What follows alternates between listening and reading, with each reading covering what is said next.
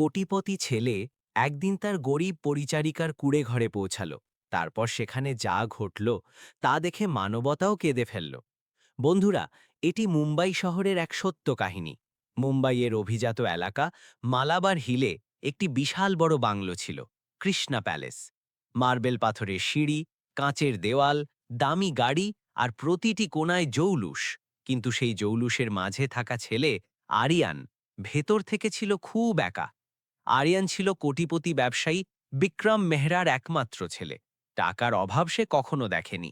ছোটবেলা থেকেই প্রতিটি জিনিস সে না চাইতেই পেয়ে যেত। দামি স্কুল, বিদেশি পোশাক, লাক্সারি কার, ক্লাব পার্টি, সব কিছুই ছিল তার। কিন্তু তার বাড়িতে কাজ করা মানুষদের জগৎ ছিল একেবারেই আলাদা। তাদেরই একজন ছিল গৌরী, প্রায় ২২ বছর বয়সী এক ছিপছিপে রোগা মেয়ে। সবসময় সাধারণ পোশাকে মাথা নিচু করে কাজ করত। সে প্রতিদিন ভোরে সবার আগে আসত, চুপচাপ ঝাড়ু পোছা করত, বাসন মাজত, কাপড় পরিষ্কার করত এবং কারো সাথে বেশি কথা না বলে সন্ধ্যার আগেই চলে যেত। বাড়ির বাকি চাকররা তাকে নিয়ে মজা করত, কখনো বকা দিত, কখনো কাজের চাপ বাড়িয়ে দিত। কিন্তু সে কখনো অভিযোগ করেনি। একদিন রান্নাঘরে কাজ করার সময় বৃদ্ধ পাচক শান্তিবাই বললেন, আরে গৌরী, তুই প্রতিদিন এত তাড়াতাড়ি কেন চলে যাস? রোজ একটু বিশ্রামও তো করতে পারিস। গৌরী শুধু মৃদু হাসল।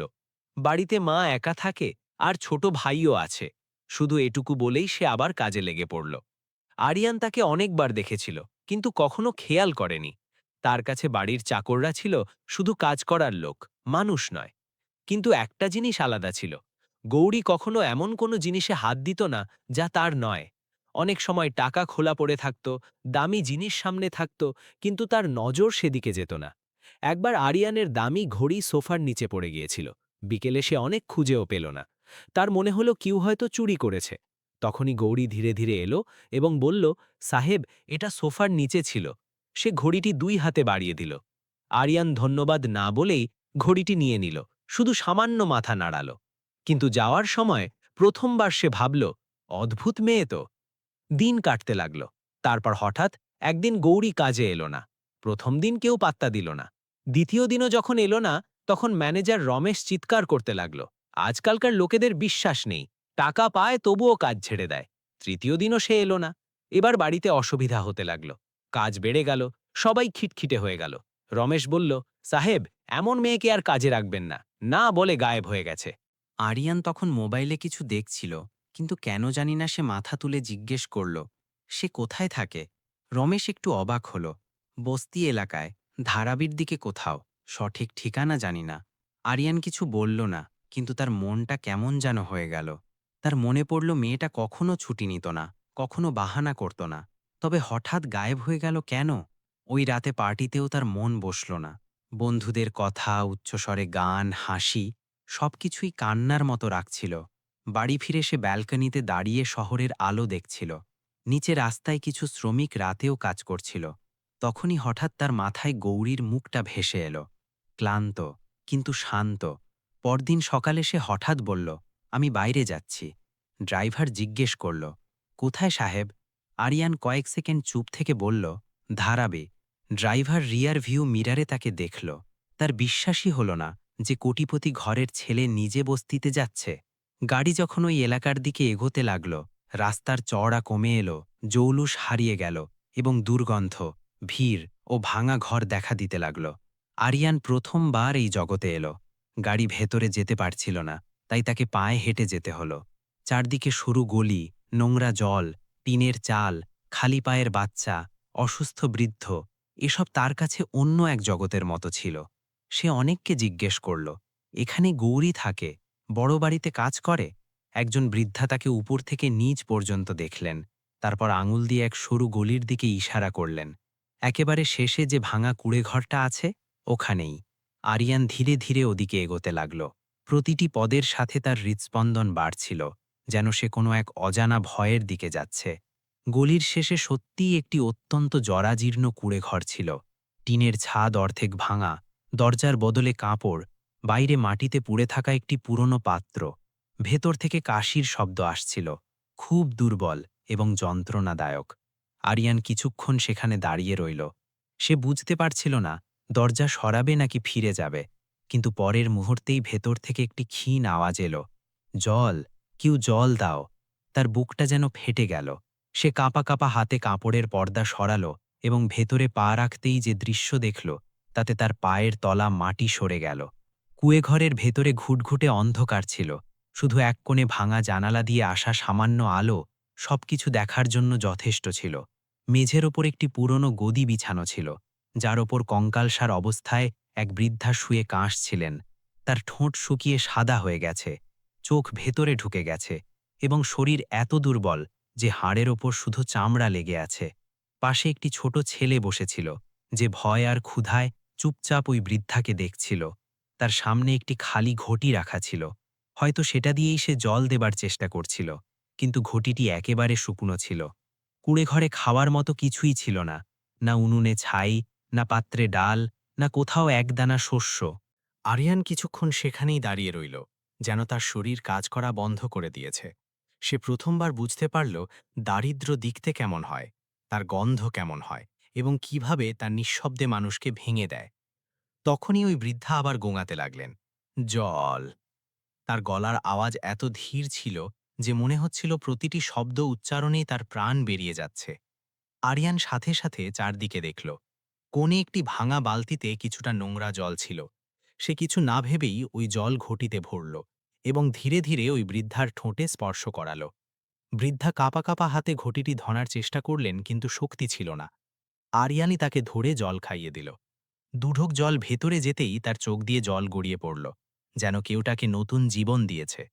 তখনই কুঁড়ে ঘরের দরজায় আওয়াজ হলো। আরিয়ান পিছন ফিরে দেখল দরজায় গৌরী দাঁড়িয়ে আছে, তার হাতে ওষুধের একটি ছোট প্যাকেট আর অর্ধেক ভরা জলের বোতল। সামনে আরিয়ানকে দেখে তার মনে হলো যেন নিঃশ্বাস বন্ধ হয়ে গেছে। কিছুক্ষণ দুজনেই শুধু একে অপরের দিকে তাকিয়ে রইল। গৌরীর চোখে ভয়, লজ্জা আর অস্থিরতা সবকিছু একসাথে ছিল। সে দ্রুত ভেতরে এসে বোতলটি মেঝেতে রাখল এবং মায়ের পাশে বসল। মা, জল এনেছি। তার গলা কাঁপছিল। তারপর ধীরে ধীরে সে মায়ের মাথা কোলে তুলে বোতল থেকে জল খাওয়াতে লাগল। বৃদ্ধা অনেক কষ্টে চোখ খুলে মেয়েকে দেখলেন, যেন তাকে চিনতেও অনেক শক্তি লাগছে। আরিয়ান তখনও স্তব্ধ হয়ে দাঁড়িয়েছিল। সে বুঝতে পারছিল না কি বলবে বা কি জিজ্ঞেস করবে। এটিই সেই মেয়ে যে তার বাড়িতে চুপচাপ কাজ করত, আর এখানে তার জীবন ছিল এমন ভয়াবহ অবস্থায়। সে নিচু স্বরে জিজ্ঞেস করল, তুমি কাজে কেন আসনি? গৌরী তার দিকে না তাকিয়েই জবাব দিল, মা অসুস্থ। শুধু এইটুকু। তার শব্দগুলো ছোট ছিল, কিন্তু তাতে এত যন্ত্রণা ছিল যে আরিয়ানের আর কিছু জিজ্ঞেস করার সাহস হল না। তখনই ছোট ছেলেটি ধীরে ধীরে বলল, দিদি, খিদে পেয়েছে। তার কণ্ঠস্বর এত নিষ্পাপ আর দুর্বল ছিল যে শোনামাত্রই আরিয়ানের বুকের ভেতর কিছু একটা ভেঙে গেল। গৌরী সাথে সাথে তার মাথায় হাত বোলালো, এই তো, এক্ষুনি কিছু আনছি। কিন্তু সে জানত কুঁড়ে ঘরে কিছুই নেই। আরিয়ান আবার চারদিকে তাকালো। সত্যিই খাওয়ার মতো একটি জিনিসও ছিল না। তার মনে পড়ল বাড়ি থেকে বের হওয়ার সময় সে শুধু ফোন আর ওয়ালেট নিয়ে বেরিয়েছিল। সে পকেট থেকে টাকা বের করে গৌরীর দিকে বাড়িয়ে দিল, এটা রাখো, খাবার নিয়ে এসো। গৌরী সাথে সাথে হাত সরিয়ে নিল, যেন টাকা ছোঁয়াটাও পাপ। না সাহেব, আমি সামলে নেব। তার কণ্ঠে বিনয় ছিল, কিন্তু আত্মসম্মান ছিল ততটাই দৃঢ়। আরিয়ান প্রথমবার বুঝতে পারল দারিদ্র মানুষকে ছোট করে না, পরিস্থিতি করে। সে একটু কঠোর হয়ে বলল, এটা সাহায্য নয়, এখন এটার প্রয়োজন আছে। গৌরী কিছু বলল না।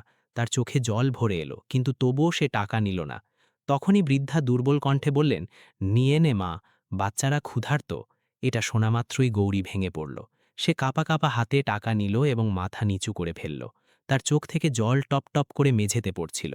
আরিয়ানের মনে হলো যেন ওই চোখের জলের শব্দ সারা ঘরে প্রতিধ্বনিত হচ্ছে। সে সাথে সাথে বলল, আমি বাইরে থেকে খাবার নিয়ে আসছি। উত্তরের অপেক্ষা না করেই সে বাইরে বেরিয়ে গেল। গলিতে আসতেই তার মনে হলো নিঃশ্বাস নেওয়া কঠিন হয়ে যাচ্ছে। কিছুক্ষণ আগে সে যে জগৎ থেকে এসেছিল তা এখন অনেক দূরে মনে হচ্ছিল। সে পাশের দোকান থেকে যা যা পাওয়া সম্ভব সব কিনে নিল, চাল, ডাল, দুধ, পাউরুটি, বিস্কুট, ফল, ওষুধ। দোকানদারও অবাক হয়ে গেল যে এত দামি পোশাক পরা ছেলে বস্তিতে এত কিছু কেন কিনছে। যখন সে আবার কুড়ে ঘরে পৌঁছাল, ছোট ছেলেটি তার দিকে এমনভাবে তাকিয়েছিল যেন কোনো দেবদূতকে দেখছে। গৌরী চুপচাপ জিনিসগুলো নিল এবং সাথে সাথে উনুন জ্বালাতে লাগল। কিছুক্ষণের মধ্যেই কুড়ে ঘরে প্রথমবার খাবারের সুবাস ছড়িয়ে পড়ল। বৃদ্ধ মায়ের চোখেও উজ্জ্বলতা ফিরে এলো এবং ছোট ভাই চুপচাপ বসে অপেক্ষা করতে লাগল। আরিয়ান দরজার কাছে দাঁড়িয়ে এসব দেখছিল। সে প্রথমবার অনুভব করল আসল আনন্দ কি, যখন কেউ ক্ষুধার্ত অবস্থায় পেট ভরে খেতে পারে। খাবার তৈরি হলে গৌরী প্রথমে মাকে খাওয়ালো, তারপর ভাইকে এবং সবশেষে নিজে খেতে বসল। আরিয়ান জিজ্ঞেস করল, তুমি আগে কেন খেলে না? সে শুধু বলল, ওদের ছাড়া আমার পেট কিভাবে ভরবে? এটি শুনে আরিয়ানের ভেতরে গভীরভাবে কিছু একটা নাড়া দিল। সে হঠাৎ অনুভব করল এই ছোট্ট কুড়ে ঘরে থাকা মানুষগুলো তার চেয়ে অনেক বেশি ধনী, কারণ তাদের কাছে একে অপরের জন্য সত্যিকারের ভালোবাসা আছে। সে ধীরে ধীরে বাইরে বের হতে লাগল, কিন্তু তখনই পিছন থেকে গৌরীর আওয়াজ এলো, সাহেব। সে থামল, ফিরে দেখল গৌরী দাঁড়িয়ে আছে, চোখে কৃতজ্ঞতা আর সংকোচ দুটোই। সে নিচু স্বরে বলল, আজ যদি আপনি না আসতেন তবে হয়তো। সে আর বলতে পারল না, তার গলা বুজে এলো, কিন্তু কথাটি পূর্ণ হয়ে গিয়েছিল। আরিয়ান কিছু বলল না, তার কাছে কোনো শব্দ ছিল না। সে শুধু চুপচাপ বাইরে বেরিয়ে গেল। কিন্তু যাওয়ার সময় সে অনুভব করল যে আজ তার জীবনের মোড় ঘুরে গেছে, কারণ প্রথমবার সে টাকা দিয়ে নয়, মানবতা দিয়ে কাউকে বাঁচিয়েছে। বাইরে বেরোনোর পর আরিয়ান কিছুক্ষণ ওই গলিতে দাঁড়িয়ে রইল। তার হাত তখনও কাঁপছিল এবং বুক খুব দ্রুত ধরফর করছিল। আশেপাশে সেই একই দুর্গন্ধ, সেই একই নোংরা আর শোরগোল ছিল, কিন্তু এখন তার কাছে কিছুই আগের মতো লাগছিল না। এখন প্রতিটি জিনিসে সে যন্ত্রণা দেখতে পাচ্ছিল, অসহায়তা দেখতে পাচ্ছিল। সে গাড়ির কাছে পৌঁছে দরজা খুলল, কিন্তু ভেতরে বসার আগে আরও একবার পিছন ফিরে ওই সরু গলির দিকে তাকালো, যেখানে ওই কুড়ে ঘরটি ছিল। তার মনে হলো তার একটি অংশ যেন ওখানেই রয়ে গেছে। গাড়ি চলতে শুরু করল, কিন্তু সারা পথ আরিয়ান চুপ করে রইল। ড্রাইভার কয়েকবার রিয়ার ভিউ মিরারে তাকে দেখল, কিন্তু কিছু জিজ্ঞেস করার সাহস পেল না। বাড়ি পৌঁছতেই চাকররা দরজা খুলে দিল। এসির ঠান্ডা হাওয়া মুখে লাগল, কিন্তু সে শান্তি পেল না। সে সরাসরি নিজের ঘরে চলে গেল এবং দরজা বন্ধ করে দিল। ঘরে সবকিছু আগের মতোই ছিল, দামি ফার্নিচার, বড় স্ক্রিন, নরম বিছানা, কিন্তু আজ তার কাছে এসব বোঝা মনে হচ্ছিল। তার বারবার সেই দৃশ্য মনে পড়ছিল, শুকিয়ে যাওয়া বৃদ্ধ মা, ক্ষুধার্ত ছোট ভাই আর গৌরীর নত চোখ। সে মাথা চেপে ধরল। প্রথমবার তার নিজের টাকাকে অর্থহীন মনে হতে লাগল। সন্ধে পর্যন্ত সে ঘর থেকে বেরোল না। নিচে ডাইনিং টেবিলে নানা রকমের পদ সাজানো ছিল, কিন্তু তার খিদে ছিল না। সে শুধু জল খেল এবং তারপর ব্যালকনিতে গিয়ে দাঁড়াল। দূরে শহরের ঝকঝকে আলো দেখা যাচ্ছিল, কিন্তু আজ তার মনে হচ্ছিল সেই জৌলুসের আড়ালে কতটা অন্ধকার লুকিয়ে আছে। হঠাৎ তার মনে পড়ল গৌরীর মায়ের অবস্থা খুব খারাপ ছিল। যদি চিকিৎসা না হয় তবে। এই কথা ভাবতেই তার প্রাণ কেঁপে উঠল। সে সাথে সাথে ফোন তুলল এবং তাদের ফ্যামিলি ডাক্তারকে কল করল। ডাক্তার, আপনাকে এখনই আমার সাথে যেতে হবে, সে কোনো ভূমিকা ছাড়াই বলল। ডাক্তার অবাক হয়ে জিজ্ঞেস করলেন, কোথায়? আরিয়ান শুধু বলল, কারো প্রাণ বাঁচাতে হবে। কিছুক্ষণের মধ্যেই গাড়ি আবার সেই একই দিকে ছুটছিল। ডাক্তার তখনও বুঝতে পারছিলেন না কি হচ্ছে। যখন গাড়ি বস্তির কাছে থামল, ডাক্তার চমকে উঠলেন। এখানে? আরিয়ান মাথা নাড়াল এবং দ্রুত নেমে এগিয়ে গেল। এবার তার পদক্ষেপ আগের চেয়ে দ্রুত ছিল, যেন তার ভয় হচ্ছিল পাছে দেরি না হয়ে যায়। কুড়ে ঘরের কাছে পৌঁছতেই সে ভেতর থেকে হালকা ফোপানোর শব্দ শুনতে পেল। তার বুক জোরে ধক করে উঠল। সে না থেমে পর্দা সরিয়ে ভেতরে ঢুকে গেল। ভেতরে সেই একই দৃশ্য, কিন্তু আরও গুমট। গৌরী মায়ের পাশে বসে কাঁদছিল এবং ছোট ভাই চুপচাপ কোণে বসেছিল। বৃদ্ধ মায়ের নিঃশ্বাস খুব দ্রুত চলছিল, যেন প্রতিটি নিঃশ্বাসই শেষ হতে পারে। আরিয়ান সাথে সাথে ডাক্তারকে ভেতরে ডাকল। ডাক্তার সময় নষ্ট না করে তার নাড়ি দেখলেন, চোখ পরীক্ষা করলেন, তারপর ব্যাগ থেকে ইঞ্জেকশন বের করলেন। কিছুক্ষণের মধ্যেই কুড়ে ঘরে ব্যস্ততা বেড়ে গেল। গৌরী ঘাবড়ে গিয়ে সবকিছু দেখছিল। তার চোখে ভয় ছিল, কিন্তু সাথে ছিল আশাও।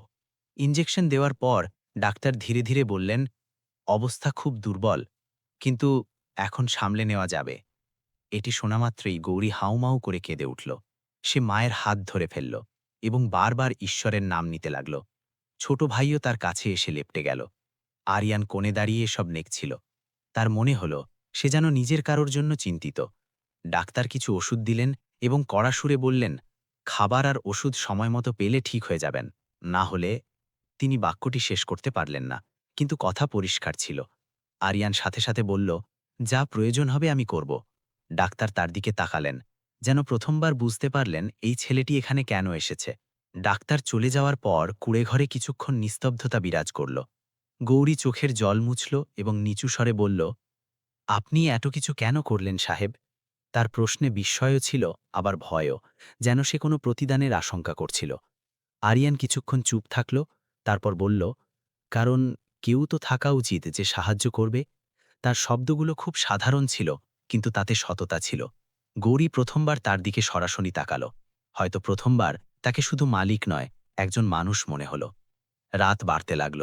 কুঁড়েঘরের বাইরে অন্ধকার নেমে এলো, কিন্তু ভেতরে একটি ছোট আশার প্রদীপ জ্বলে উঠল। আরিয়ান যাওয়ার সময় ছোট ভাইটি ধীরে ধীরে তার কাছে এলো এবং তার হাত ধরল। তার চোখে সারল্য ছিল। সে খুব নিচু স্বরে বলল, ভাইয়া, কালও আসবে তো? এটি শুনে আরিয়ানের গলা ধরে এলো। তার মনে হলো কেউ তাকে আপন করে নিয়েছে। সে হালকা মাথা নাড়াল, হ্যাঁ, আসব। বাচ্চাটির মুখে প্রথমবার হাসি ফুটে উঠল। আরিয়ান বাইরে বেরিয়ে গেল, কিন্তু এবার তার পদক্ষেপ ছিল হালকা। তার মনে হলো সে খালি হাতে ফিরছে না, বরং অমূল্য কিছু নিয়ে যাচ্ছে।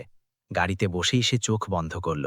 আজ প্রথমবার সে অনুভব করল জীবনের মানে শুধু নিজের জন্য বাঁচা নয়, কখনো কখনো কোনো অপরিচিতর জন্য থেমে যাওয়াই মানুষ হওয়ার আসল পরিচয়। সে জানত না যে এই সিদ্ধান্ত আগে তার পুরো জগৎ বদলে দেবে। পরের দিন সকালে আরিয়ান খুব ভোরে উঠে পড়ল। সারা রাত তার ঘুম আসেনি। বারবার সেই কুঁড়ে ঘর, সেই অসুস্থ মা আর ওই বাচ্চাটির কণ্ঠস্বর তার কানে বাজছিল। ভাইয়া, কালও আসবে তো? সে কিছু না খেয়েই তৈরি হলো এবং ড্রাইভারকে বলল, সরাসরি বাজারে চলো। সারা পথ সে চুপ ছিল, শুধু এটাই ভাবছিল যে আজ যেন তারা অভুক্ত না থাকে।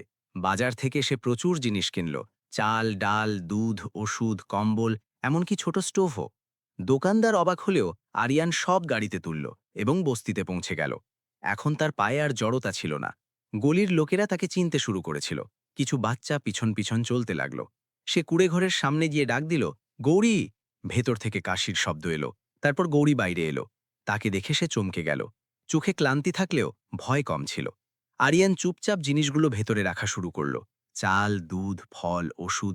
ছোট্ট ঘরটি ভরে গেল। গৌরী শুধু তাকিয়ে থাকল, যেন বিশ্বাসই করতে পারছে না। মা ভেতর থেকে জিজ্ঞেস করলেন, কে এসেছে রে মা? গৌরী বলল, সেই সাহেব। মায়ের চোখে জল চলে এলো। ছোট ভাই খুশিতে জিনিসগুলো ছুঁতে লাগল। আরিয়ান তার মাথায় হাত রাখল এবং সে হেসে দিল। আর সেই হাসি আরিয়ানের হৃদয়ে পৌঁছে গেল। কিছুক্ষণ পর গৌরী নিচু স্বরে বলল, সাহেব, এত সব করবেন না, আমরা অভ্যস্ত নই। আরিয়ান বলল, এটা দান নয়, প্রয়োজন। তখনই তার নজর একটি পুরনো ছবির ওপর পড়ল। সে জিজ্ঞেস করল, এটা কে? গৌরী বলল, বাবা, ২ বছর আগে চলে গেছেন। আরিয়ান বুঝতে পারল তার যাওয়ার পরেই সবকিছু এলোমেলো হয়ে গেছে। তখনই বাইরে থেকে লোকেদের ফিসফাস শোনা যেতে লাগল। কেউ বলছিল, মেয়েটা বড়লোক ফাঁসিয়েছে। কেউ হেসেও অন্য কিছু বলল। এই কথাগুলো ভেতরে শোনা যাচ্ছিল। গৌরীর মাথা নিচু হয়ে গেল। সে নিচু স্বরে বলল, আপনি আর আসবেন না, লোকে ভুল বলছে। তার শব্দগুলো যন্ত্রণায় ভরা ছিল। আরিয়ান প্রথমবার অনুভব করল যে সমাজের নজর সাহায্যের চেয়েও ভারী হয়। সে বলল, যদি আমি না আসি তবে চিকিৎসা কিভাবে হবে? গৌরী চুপ করে রইল। তখনই মা বললেন, লোকে তো কত কী বলবে বাবা। ক্ষুধার্তকে যে খাবার দেয় সে ভগবান হয়। এটা শুনেই গৌরী কেঁদে ফেলল। ছোট ভাই আরিয়ানের হাত ধরে বলল, ভাইয়া, আপনি আসবেন, আমাদের ভালো লাগে। সেই নিষ্পাপ কণ্ঠস্বর সব কিছু ছাপিয়ে গেল। আরিয়ান দীর্ঘশ্বাস ফেলে বলল, আমি আসব, কারণ আমি নিজেকে আটকাতে পারছি না। হয়তো এটা শুধু দয়া নয়, আপন ভাব ছিল। গৌরী প্রথমবার হালকা হাসি দিল, যা চোখের জলে ভেজা ছিল। সন্ধে হতে লাগল। যাওয়ার সময় মা আশীর্বাদ করলেন, সুখে থাকো বাবা। আরিয়ান থমকে গেল, কারণ প্রথমবার কেউ তাকে মন থেকে দোয়া দিয়েছিল। সে বাইরে বেরোলে গলিতে দাঁড়ানো লোকগুলো চুপ হয়ে গেল। এবার তার কারও পরোয়া ছিল না। গাড়িতে বসেই সে অনুভব করল যে সে বদলে গেছে। এখন সে সেই বেপরোয়া বড়লোক ছেলেটি নেই। সে জানত না আগে কি হবে, কিন্তু এটুকু বুঝেছিল যে এখন সে এই পরিবার থেকে নিজেকে আলাদা করতে পারবে না। যাই হোক বন্ধুরা, দিন কাটতে লাগলো এবং আরিয়ানের সেখানে আসা ওই কুঁড়ে ঘরের জীবনের অংশ হয়ে গেল। এখন সে শুধু জিনিসপত্র নয়, নিজের সময় নিয়ে আসত। কখনো ওষুধ দিত, কখনো খাবার বানিয়ে দিত, কখনো ছোট ভাইকে পড়াতো, তো কখনো বৃদ্ধ মায়ের পাশে বসে গল্প করত। ধীরে ধীরে মায়ের অবস্থা উন্নত হতে লাগল এবং কুঁড়ে ঘরে প্রথমবার আশা দেখা দিল। কিন্তু আরিয়ানের বাড়িতে পরিবর্তন পরিষ্কার বোঝা যাচ্ছিল। তার বাবা জিজ্ঞেস করলেন, রোজ কোথায় যাও? আরিয়ান শান্ত হয়ে বলল, একটি পরিবারকে সাহায্য করতে। বাবা হেসে উঠলেন, দুনিয়ার সব গরিবের দায়িত্ব নিয়েছ নাকি? এটা শুনে আরিয়ান চুপ হয়ে গেল, কিন্তু ভেতরটা ভেঙে গেল। এক সন্ধ্যায় যখন সে কুঁড়ে ঘরে পৌঁছালো, তখন পরিবেশ ছিল ভারী। গৌরী চুপ, ভাই চুপ, আর মায়ের চোখে জল। সে জিজ্ঞেস করল, কি হয়েছে? গৌরী বলল, বাড়িওয়ালা কুঁড়েঘর খালি করতে বলছে, টাকা না দিলে বের করে দেবে। পরের দিনই আরিয়ান টাকা দিয়ে কাগজ বানিয়ে নিল যে তাদের কেউ বের করতে পারবে না। যখন সেই খবর নিয়ে এলো, ভাই খুশিতে লাফাতে লাগল, মা কাঁদতে লাগলেন, আর গৌরী শুধু তার দিকে তাকিয়ে রইল। কিন্তু ওই রাতেই হাসপাতাল থেকে ফোন এলো, রোগীর অবস্থা আশঙ্কাজনক, দ্রুত আসুন। আরিয়ান দৌড়ে গেল। সেখানে গৌরী মেঝেতে বসে কাঁদছিল, ভাই তার সাথে লেপ্টে ছিল, আর মা আইসিইউতে ছিলেন। ডাক্তার বললেন শরীর খুব দুর্বল। কিছুক্ষণ পর সব শেষ হয়ে গেল। গৌরীর চিৎকারে পুরো হাসপাতাল কেঁপে উঠল। ভাই ভয় পেয়ে কাঁদতে লাগল। আরিয়ান প্রথমবার কাউকে এতভাবে ভেঙে পড়তে দেখল।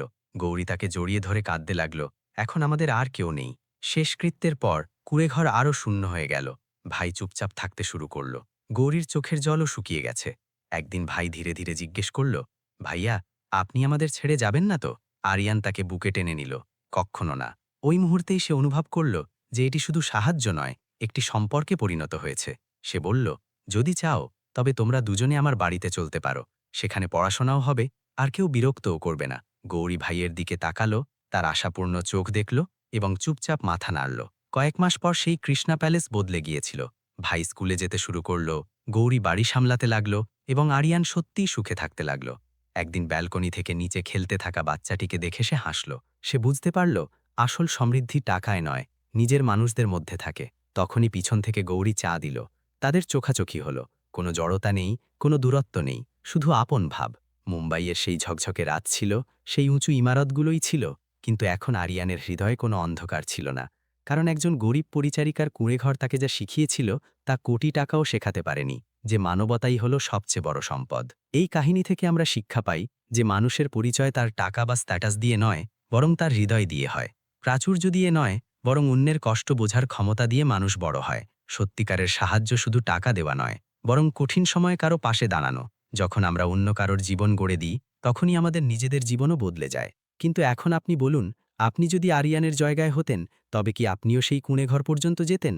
সমাজ যখন উল্টো কথা বলতো, তখন কি আপনি কোনো অপরিচিত গরিব পরিবারের দায়িত্ব নেওয়ার সাহস দেখাতে পারতেন? আর আপনার মতে এই কাহিনীতে সবচেয়ে বড় ত্যাগ কার ছিল, আরিয়ানের না গৌরীর? আর যদি কাহিনীটি আপনার হৃদয় ছুঁয়ে থাকে, তবে অবশ্যই লাইক করুন, আপনার বন্ধু ও পরিবারের সাথে শেয়ার করুন, যাতে মানবতার এই কাহিনী বেশি মানুষের কাছে পৌঁছাতে পারে। এমন সব সত্য, আবেগপূর্ণ এবং হৃদয়স্পর্শী কাহিনী শোনার জন্য চ্যানেল সাবস্ক্রাইব করতে ভুলবেন না। দেখা হবে পরের কাহিনীতে, ততক্ষণ নিজের খেয়াল রাখুন।